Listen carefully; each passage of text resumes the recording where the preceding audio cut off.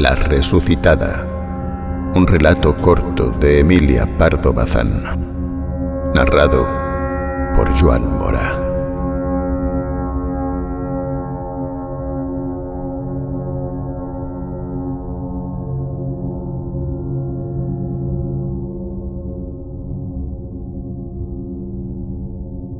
Ardían los 4 blandones, soltando gotazas de cera. Un murciélago, descolgándose de la bóveda, empezaba a describir torpes curvas en el aire. Una forma negruzca, breve, se deslizó al ras de las losas y trepó con sombría cautela por un pliegue del paño mortuorio. En el mismo instante abrió los ojos Dorotea de Guevara, yacente en el túmulo. Bien sabía que no estaba muerta, pero un velo de plomo, un candado de bronce la impedían ver y hablar. Oía, eso sí, y percibía, como se percibe entre sueños, lo que con ella hicieron al lavarla y amortajarla. Escuchó los gemidos de su esposo y sintió lágrimas de sus hijos en sus mejillas blancas y yertas. Y ahora, en la soledad de la iglesia cerrada, recobraba el sentido y le sobrecogía mayor espanto. No era pesadilla, sino realidad. Allí el féretro, allí los cirios, y ella misma envuelta en el blanco sudario, al pecho el escapulario de la Merced. Incorporada ya, la alegría de existir se sobrepuso a todo. Vivía. Qué bueno es vivir, revivir, no caer en el pozo oscuro. En vez de ser bajada al amanecer en hombros de criados a la cripta, volvería a su dulce hogar y oiría el clamoreo regocijado de los que la amaban y ahora la lloraban sin consuelo. La idea deliciosa de la dicha que iba a llevar a la casa hizo latir su corazón, todavía debilitado por el síncope. Sacó las piernas del ataúd, brincó al suelo y con la rapidez suprema de los momentos críticos combinó su plan. Llamar, pedir auxilio a tales horas sería inútil, y de esperar el amanecer en la iglesia solitaria no era capaz. En la penumbra de la nave creía que asomaban caras fisgonas de espectros y sonaban dolientes quejumbres de ánimas en pena. Tenía otro recurso: salir por la capilla del Cristo. Era suya, pertenecía a su familia en patronato. Dorotea alumbraba perpetuamente con rica lámpara de plata a la santa imagen de Nuestro Señor de la Penitencia. Bajo la capilla se cobijaba la cripta, enterramiento de los Guevara Benavides. La alta reja se columbraba a la izquierda, afilagranada, tocada a trechos de oro rojizo, rancio. Dorotea elevó desde su alma una deprecación fervorosa al Cristo. Señor, que encontrase puestas las llaves. Y las palpó.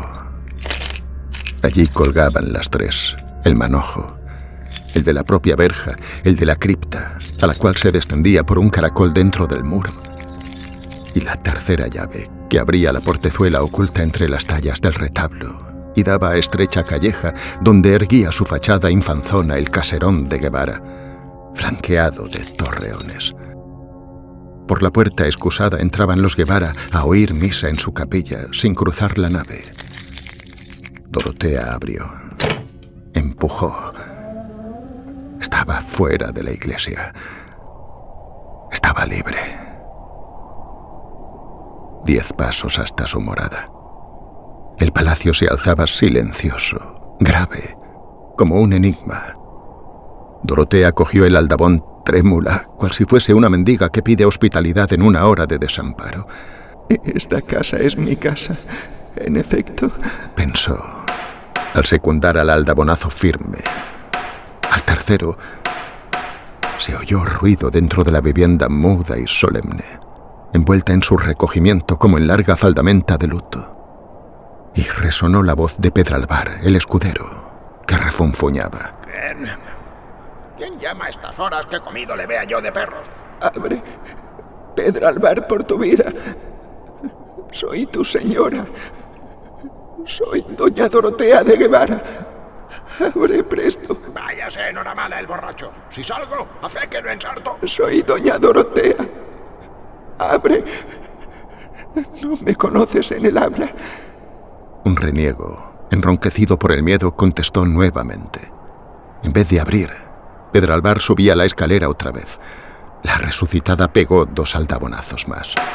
La austera casa pareció reanimarse. El terror del escudero corrió a través de ella como un escalofrío por un espinazo. Insistía el aldabón, y en el portal se escucharon taconazos, corridas y cuchicheos. Rechinó al fin el claveteado portón entreabriendo sus 2 ojos, y un chillido agudo salió de la boca sonrosada de la doncella Lucigüela, que elevaba un candelabro de plata con vela encendida y lo dejó caer de golpe.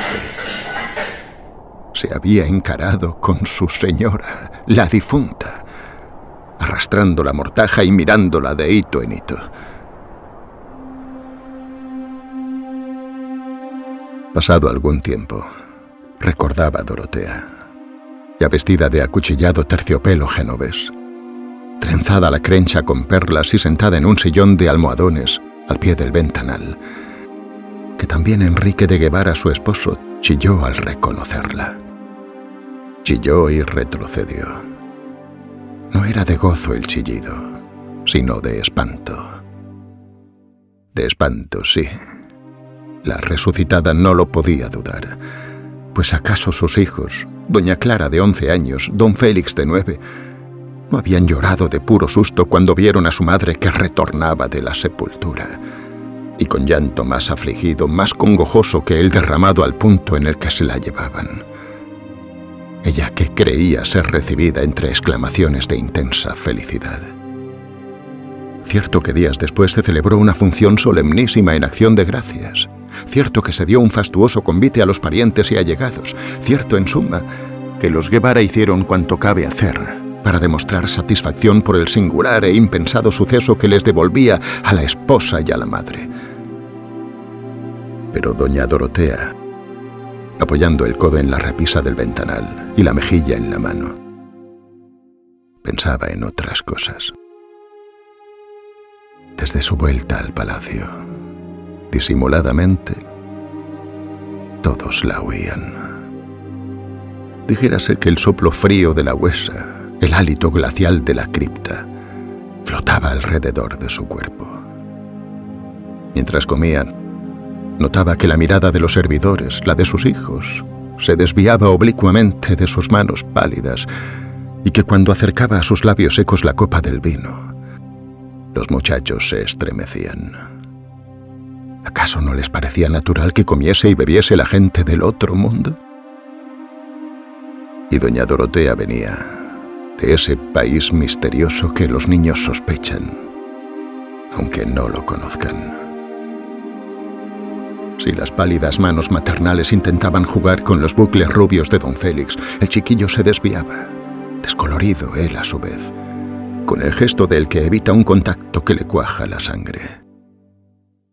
Y a la hora medrosa del anochecer, cuando parecen oscilar las largas figuras de las tapicerías, si Dorotea se cruzaba con doña Clara en el comedor del patio, la criatura despavorida huía al modo como se huye de una maldita aparición.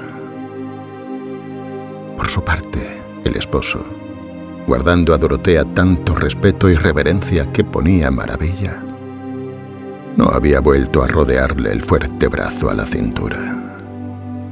En vano la resucitada tocaba de arrebol sus mejillas, mezclaba a sus trenzas tintas y aljófares y vertía sobre su corpiño pomitos de esencias de oriente. Al trasluz del colorete se transparentaba la amarillez cérea. Alrededor del rostro persistía la forma de la toca funeral, y entre los perfumes sobresalía el vaho húmedo de los panteones. Hubo un momento en que la resucitada hizo a su esposo lícita caricia. Quería saber si sería rechazada. Don Enrique se dejó abrazar pasivamente. Pero en sus ojos, negros y dilatados por el horror que a pesar suyo se asomaba a las ventanas del espíritu, en aquellos ojos, un tiempo galanes, atrevidos y lujuriosos, leyó Dorotea una frase que zumbaba dentro de su cerebro, ya invadido por rachas de demencia. De donde tú has vuelto, no se vuelve. Y tomó bien sus precauciones. El propósito debía realizarse de tal manera que nunca se supiese nada. Secreto eterno. Se procuró el manojo de llaves de la capilla y mandó fabricar otras iguales a un mozo herrero que partía con el tercio de Flandes al día siguiente. Ya en poder de Dorotea las llaves de su sepulcro, salió una tarde sin ser vista, cubierta con un manto. Se entró en la iglesia por una portezuela. Se escondió en la capilla del Cristo.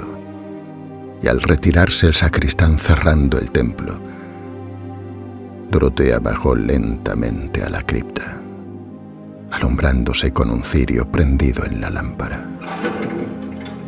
Abrió la mohosa puerta, cerró por dentro